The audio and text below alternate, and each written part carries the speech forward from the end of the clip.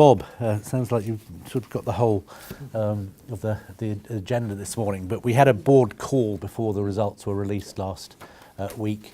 The results are the results. Over to you to add anything to the papers and the operational report that we already have. Again, Chair, I wasn't going to do much of a preamble, and as you say, we did have the call. We made these papers and reports available last week.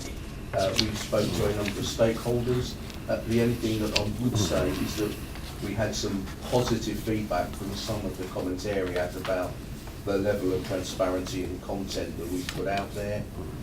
Personally, I would like to go further. I think we still report light on the workforce, which is a key piece, and I'd like to see that. And as we get our operational productivity metrics going, I'd like to see us majoring on that. So effectively, we've got development on top of something which I think is a pretty positive report.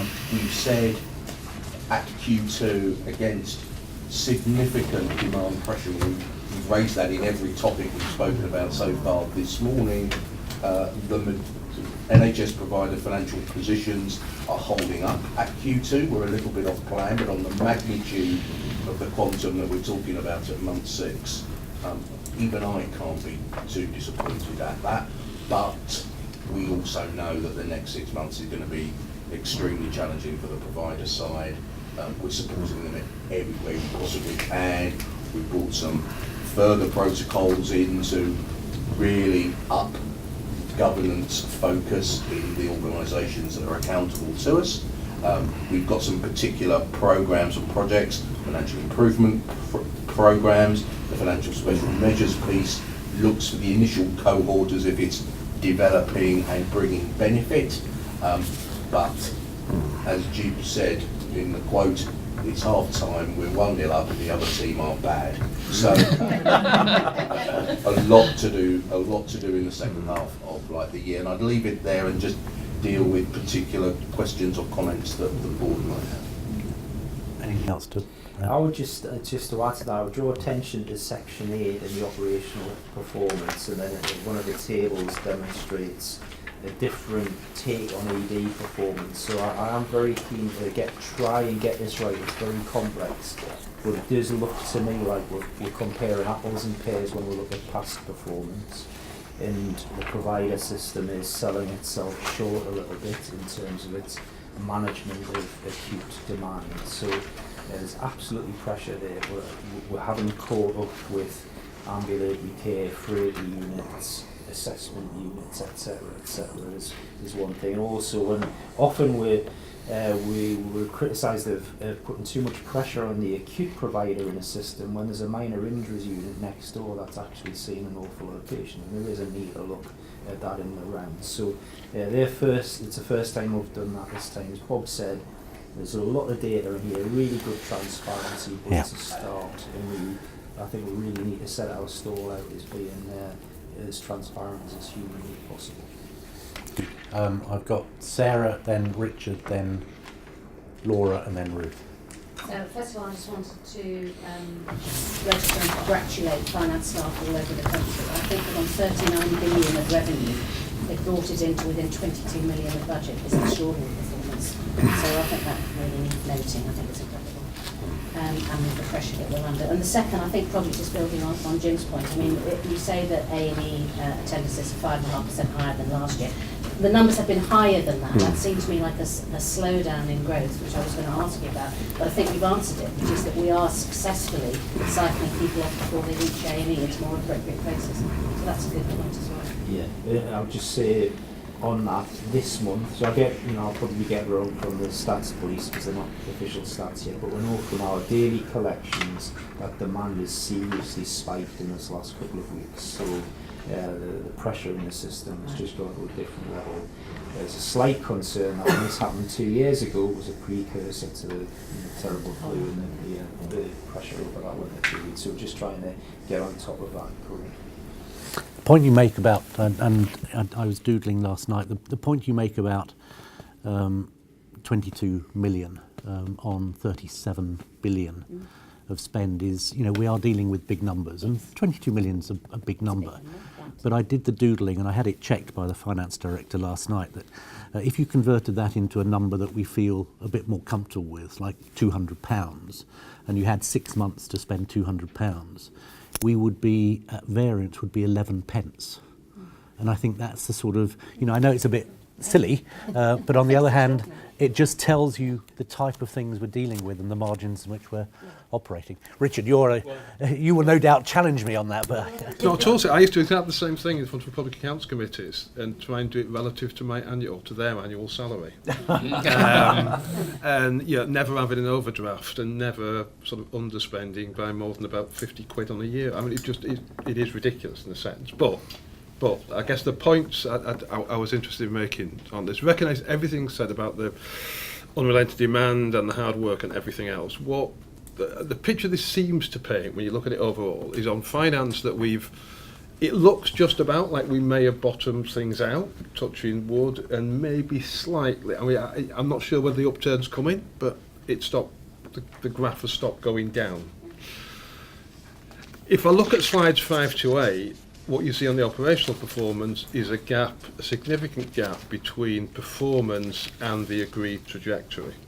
So, I mean, there is a thing for us that we agreed to that trajectory, and as things stand, we're falling short of it. So, there's either one or two things happening here. One is, potentially three things happening, taking Jim's point. One is that we agreed a trajectory on unrealistic views about demand, and we need to sort that out in the future, because otherwise we're held to account for things that we shouldn't have allowed out to happen. Second thing is, actually we're not counting things properly, Jim's point. Third thing is, actually we're not really doing everything we should be doing to get performance up to trajectory. Now, I guess as always, Jim, it's sort of a bit of all three of those. But in terms of our accountabilities and responsibilities and our conversations with individual providers, we've got to be able to unpick that. Absolutely, Richard, and you hit the nail on the head. And the hard thing in all of this is discerning when it's an in-hospital provider issue that they can actually sort out by better leadership, better use of data, changing care models internally, etc., versus something that's gone on in the system that was unpredicted and unmanaged, etc. And our guys are just having a bit of a regroup again now, which feels like we're doing every couple of weeks. It's just so fluid to try and get the right kind of intervention, support, stabilisation techniques, etc., to try and move the thing on. I think you've hit the nail on the head. Operationally, we haven't bottomed out yet, so I'm hoping we're bottomed out on the money, but from an ops point of view, we haven't. And when we do see this month's results, it'll be even worse. Again, that's the elective operational plan you're talking about. No, it's the whole lot. If you look, you go slides 5 to 8 and look at the difference between the black line on performance and the green line on trajectory, there's a gap on all of them, and that gap's basically increasing. And I think it's with your comments, Sarah, about displacement of elective actors. And we know we're building up a huge elective backlog, but at some point we'll have to be paid, and at this rate it will be hugely expensive to play. So we've got to catch I agree, Jim. This is based on the performance targets, which are mostly elective. 18 weeks is a good example here. 18 weeks failing trust has doubled in a year. But that is, to be fair to the NHS and again to engage us, they're actually performing extremely well with a different set of patients, which is the emergency demand, not the elective demand. But we're still falling short of the agreed standard on that. So I mean, it's partly my thing that if we agree to a trajectory, we've got to be confident about that and sort of not argue it away after the event. I mean, I guess that's my main point on this. Steve, did you want to come in? Or? I was also going to make the point about the 11 pence on the 200. We mustn't forget that the 22 million, we've had one or two trusts in the first 6 months that have had a variance of over that, and therefore there is risk to that number moving quite a lot. Yeah, so what I didn't say is we've also got 250 institutions and organisations here which are coming in an overall 22. Yeah, I used to say it was all the members of my family had access to my credit cards, and I had 250 kids. Laura, Ruth, and then I think Malcolm wanted to come in, and then we I can see time's pressing, so I'll be very quick. It's a quick point on agency costs. We've got a very nice thing here, which is a targeted marketing intervention is made in the Form 4 2015 rules, from which we can see some real life benefits have resulted.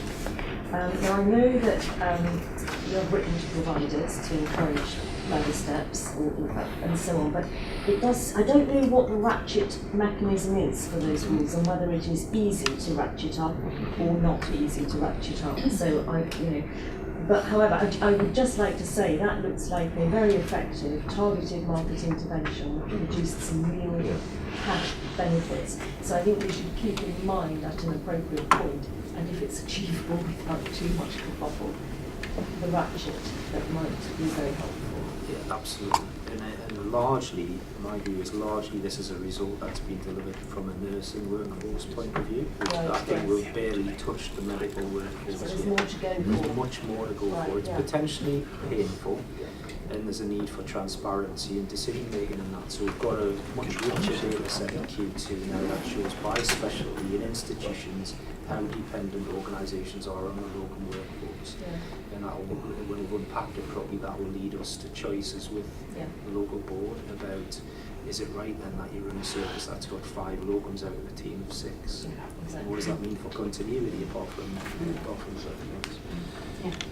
That was all. Yeah, I was going to make a similar point that I think directors of nursing are working extremely hard to have the right controls around agency. But there is another point about 1.7 infection control, Chair.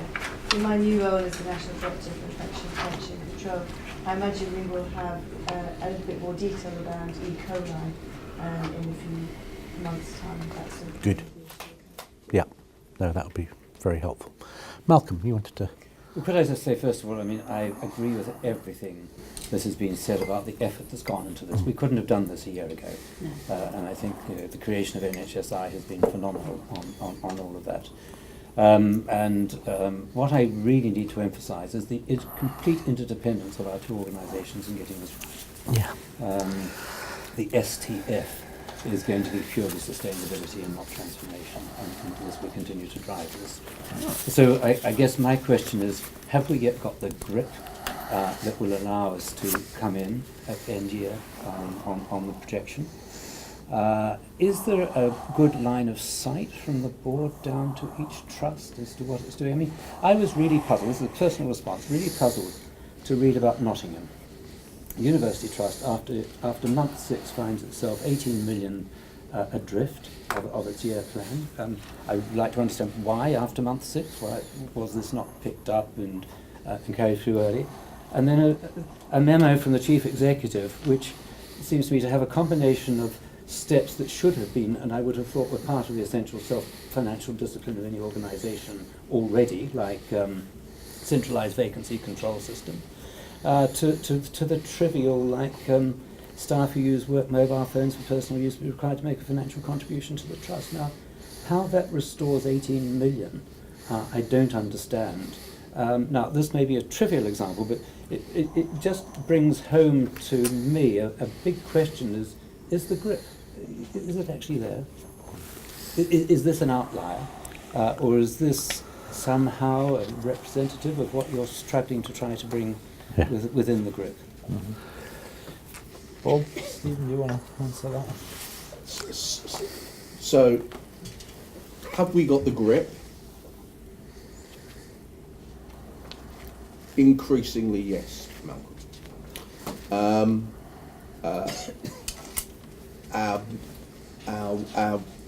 Our operating model of regional engagement with all 238 complex organisations is absolutely there. Nottingham are an organisation who have been on our radar, it would be safe to say.